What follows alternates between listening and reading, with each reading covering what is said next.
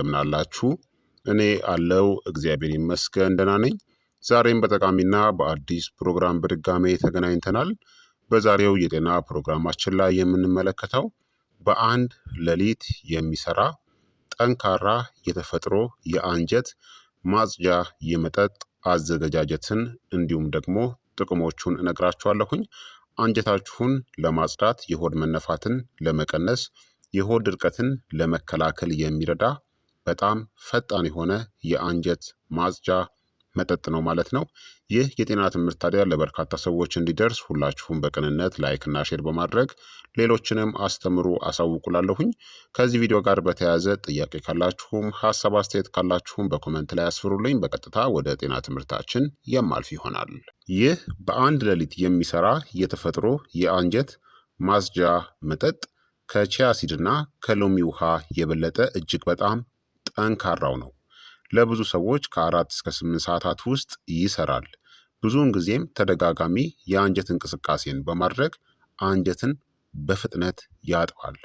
ይህ መጠጥ ጠንካራ ቢሆንም በትክክል ከተጠቀማችሁበት ደህንነቱ የተጠበቀ ነው። እጅግ በጣም ጠንካራ የአንድ ሌሊት የአንጀት ማጽጃ የምግብ ወይም የመጠጥ አዘገጃጀትን ልንገራችሁ። የሚያስፈልጋችሁ ግብአቶች ተልባ፣ የደረቀ የፕሩን ውሃ እና የሎሚ ጭማቂ ነው። ቦምብ የሆነውን መጠጥን ለማዘጋጀት ይህ መጠጥ የበለጠ ጠንካራ የሆነበት ምክንያት ፕሩን ተፈጥሯዊ የሆድ ማለስለሻ የሆነውን ሶርቢቶልን ይዟል። ፕሩን ማለት የደረቀ የፕለም ፍሬ ነው። ከፍተኛ መጠን ያለው ፋይበርን ስለሚይዝ በተለይም የሆድ ድርቀትን ለማስታገስ እንደ ማለስለሻ ወይም ደግሞ እንደ ላክሴቲቭ በስፋት ይታወቃል። እንዲሁም በቫይታሚን ኬ እናም በፖታሲየምም የበለጸገ ነው። ሶርቢቶል የስኳር አልኮል ነው። ከስኳር በትንሹ ያነሰ ጣፋጭነት ያለው ሲሆን በሰውነት ውስጥ ያለው የመዋሃድ ሂደትም ከስኳር የተለየ ነው። ላክሴቲቭ ውጤት አለው። ውሃን ወደ ትልቁ አንጀት በመሳብ ሰገራንም ያለሰልሳል። በዚህም የሆድ ድርቀትን ለማስታገስ ወይም ደግሞ ለማከምም ያገለግላል። እርጥበትን ጠባቂም ነው። እንዲሁም ደግሞ ሌላው ተልባ ነው። ተልባ ሰገራን የሚገፋፋ የሚሟሟ እናም የማይሟሟ ፋይበርን ይዟል። ሎሚ ደግሞ የአንጀት እንቅስቃሴን ያነቃቃል። ሞቅ ያለ ውሃ ደግሞ የደረቀ ሰገራን ያለሰልሳል። ይህ መጠጥ ኃይለኛ ሲሆን ለአብዛኛዎቹ ሰዎች በአንድ ሌሊት ውስጥ በደንብ ይሰራል። ይህ መጠጥ ለምን እጅግ በጣም ውጤታማ ሆነ መሰላችሁ? አንጀታችንን በጥልቀት ያጥባል። በአንጀት ግድግዳ ላይ የተጣበቀ የቆየ ሰገራንም ያለሰልሳል። ጠንካራ ግን ተፈጥሯዊ የሆነ የአንጀት እንቅስቃሴን ይፈጥራል። ለከፋ የሆድ ድርቀትም ቢሆን ይሰራል። አንጀትን መርዝን ያላቀቃል ወይም ደግሞ ከአንጀታችን መርዝን ያስወግዳል። እናም የሆድ መነፋትንም በፍጥነት ይቀንሳል። የአንጀት ባክቴሪያ ሚዛንንም ያሻሽላል። እንዲሁም መርዞችን እናም ጋዞችንም ያስወግዳል።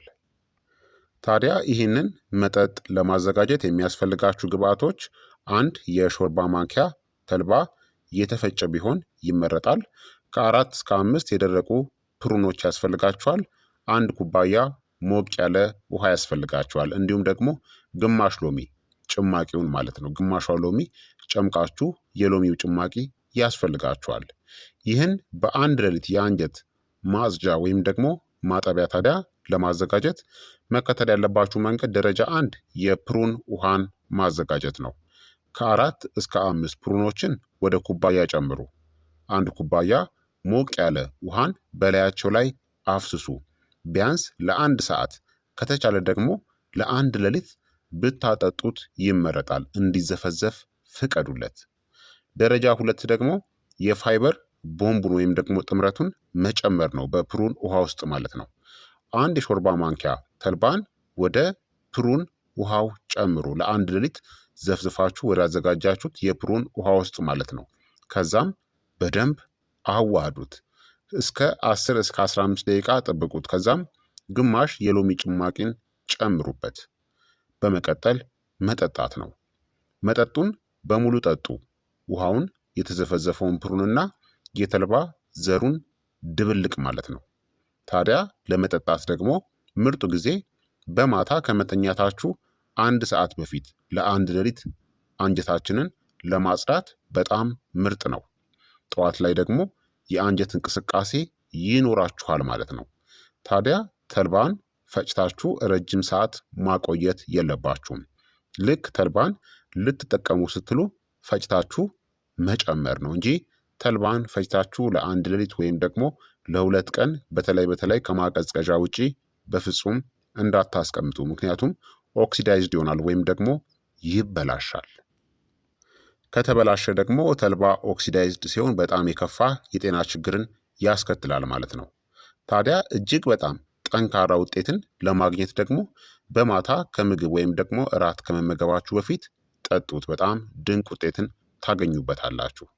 ይህን ጠንካራ የአንጀት ማጽጃ ምን ያክል ጊዜ መጠቀም ትችላላችሁ? ለከፋ የሆድ ድርቀት ከሆነ ለአንድ ሌሊት ወይም ደግሞ ለአንድ ምሽት ብቻ ነው መጠቀም ያለባችሁ። ለጥልቅ የአንጀት ማጽዳት ደግሞ በሳምንት 2 ቀን ማታ ላይ መጠቀም ትችላላችሁ። ከአንጀታችን መርዝን ለማላቀቅ ደግሞ በሳምንት 1 ጊዜ መጠቀም ይቻላል። እጅግ በጣም ጠንካራ ስለሆነ በፍጹም በየቀኑ መጠጣት አይመከርም ወይም ደግሞ መጠቀም የለባችሁም። ታዲያ ከጠጣችሁ በኋላ ምን ይጠበቃል? ከጠጣችሁ ከ4 እስከ 8 ሰዓታት ውስጥ የሚያጋጥማችሁ ነገሮች ምንድን ናቸው? ጠንካራ የሆነ የአንጀት እንቅስቃሴ ይኖራል። ብዙ ጊዜ ወደ መጸዳጃ ቤት መሄድ ሊኖር ይችላል። የአሮጌ ወይም ደግሞ የቆየ ሰገራ መውጣት፣ የጋዝና የመርዛማ ነገሮች መለቀቅ፣ ቀለል ያለ እናም ያልተነፋ የሆድ ስሜት ይሰማችኋል። ይህ በጣም የተለመደ ውጤቱ። ታዲያ የዚህ እጅግ በጣም ጠንካራ የአንድ ሌሊት የአንጀት ማጽጃ መጠጥ የጤና ጥቅሞችን ደግሞ እነግራችኋለሁኝ።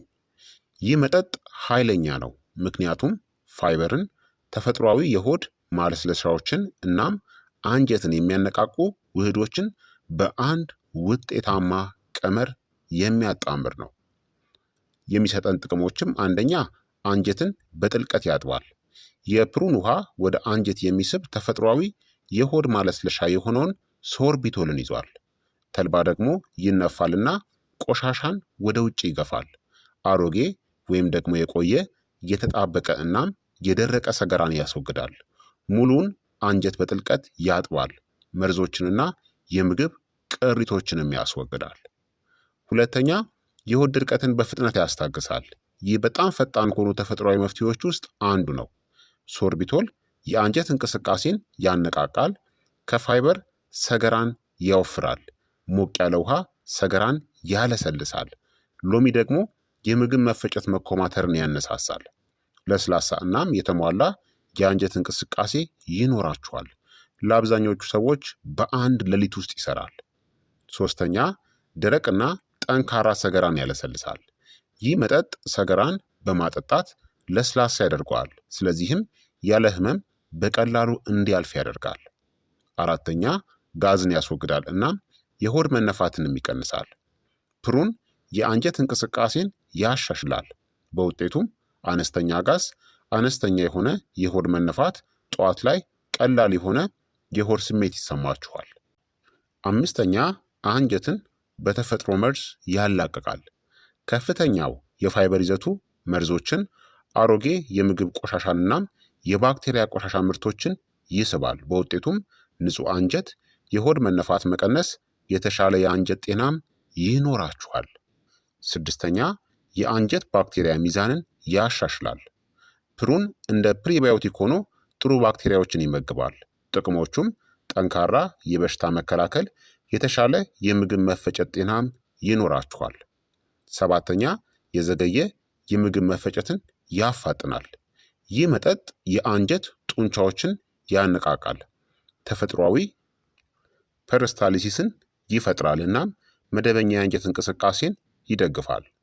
ፐርስታሊሲስ ማለት የምግብ መፈጨት ትራክታችን ምግብንና ቆሻሻን ያለ እኛ ፍላጎት የሚያንቀሳቅስበት ዋናው የሞተር እንቅስቃሴ ነው።